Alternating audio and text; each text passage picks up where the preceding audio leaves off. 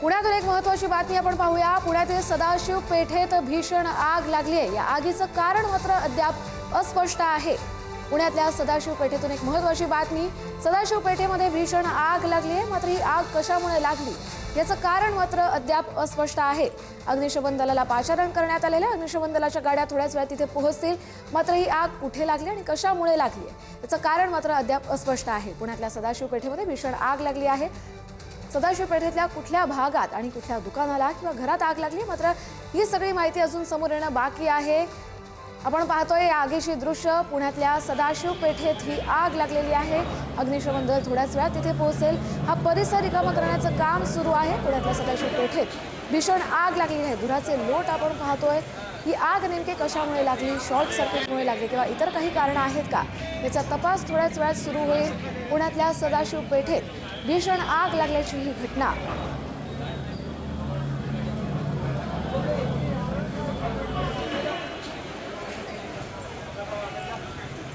आजूबाजूला रहिवासी इमारती दिसतात, मात्र दुकानं देखील दिसत आहेत। दुकानाला आग लागल्याची प्राथमिक माहिती असू शकते।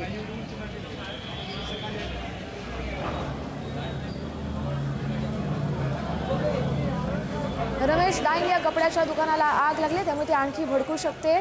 तुषार झरेकर आपले प्रतिनिधी आपल्याला या संदर्भातील अधिकची माहिती देतील। तुषार, कस्तुरी, एकंदरीत आपण पाहिलं तर पुण्यातील सदाशिव पेठेत असलेल्या रमेश डाईंग या दुकानाला आग लागलेली आहे। या दुकानाच्या टेरेसवरती काही वस्तू होत्या आणि त्याला एकंदरीत ही संपूर्ण जी आग येते लागल्याचं एकंदरीत पाहायला मिळतंय।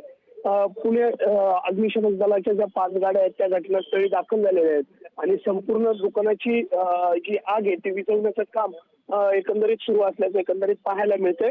मात्र हे धुराचे जे लोट आहेत ते संपूर्ण पुणे शहरामध्ये पसरल्याचं एकंदरीत दिसून येत आहे आणि ही जी आग आहे ती वाढू नये यासाठी अग्निशमन दल प्रयत्न करताना पाहायला मिळत आहे। गेल्या काही दिवसांमध्ये दुसऱ्यांदा खरं तर या ठिकाणी आग लागल्याचं दिसतंय आणि या संपूर्ण आगीवरती नियंत्रण आणण्यासाठी अग्निशमन दल हे सर्वतोपरी प्रयत्न करत आहे।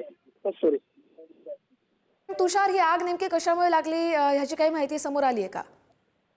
अजूनपर्यंत आग कशामुळे लागली याची माहिती जरी समोर आली नसली तरी काही दिवसांपूर्वीच या दुकानाला या ठिकाणी आग लागली होती आणि तशीच आग आता पुन्हा लागल्यामुळे या आगीवरती तर प्रश्नचिन्ह निर्माण होताना एकंदरीत पाहायला मिळते। कस्तुरी, नक्कीच, पण या आजूबाजूला आपण रहिवासी परिसर दिसतोय, आपण व्हिज्युअल्स मध्ये पाहतोय, तिथल्या नागरिकांना सुरक्षितरित्या बाहेर काढण्याची प्रक्रिया सुरू झाली आहे का? नक्कीच, तिथील जे नागरिक आहेत त्यांना सर्वांना बाहेर काढण्याचे प्रयत्न अग्निशमन दल असेल त्यानंतर पोलीस यंत्रणा करताना एकंदरीत पाहायला मिळतीये। सर्वांना बाहेर काढलेलं आहे, कोणतीही जीवितहानी खरं तर झालेली नाहीये आणि संपूर्ण या घटनेकडे अग्निशमन दल असेल, पोलीस प्रशासन असेल। नक्कीच आपण पाहतोय तुषार, अग्निशमन दल थोड्याच वेळात पोहोचेल, त्यामुळे आगीवर कधी नियंत्रण मिळतं हे पाहावं लागेल।